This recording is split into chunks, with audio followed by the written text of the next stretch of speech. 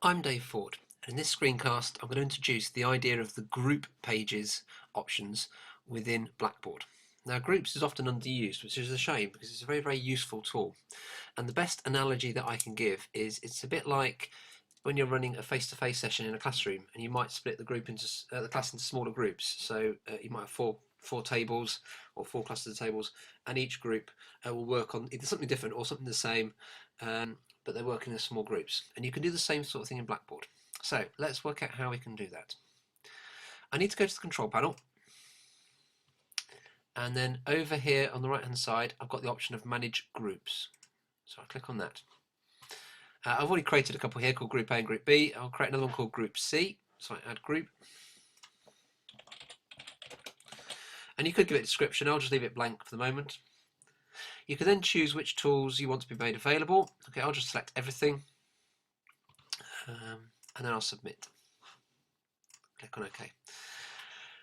Now that I've created my group, what I have to do is then add learners to that group.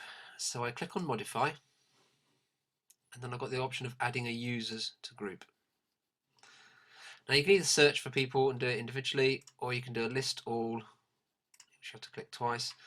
And then what you could do is you could tick all the people that you want to add, then click on submit, and then OK.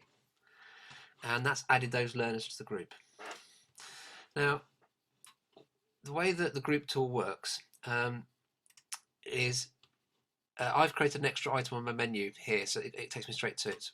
Is you've got the group pages. Now, when a learner logs in, they will only be able to access the ones that they're a member of. Now, I'm logged in as a tutor, so I can access all three. But if a learner was only a member of Group C, then they'd only be able to click on that link. And when they come into this area, they'll have whichever tools you gave them the option of having. Now, quite often, you might just give them a discussion board. So you might be saying, okay, we're going to do some discussion activity in small groups.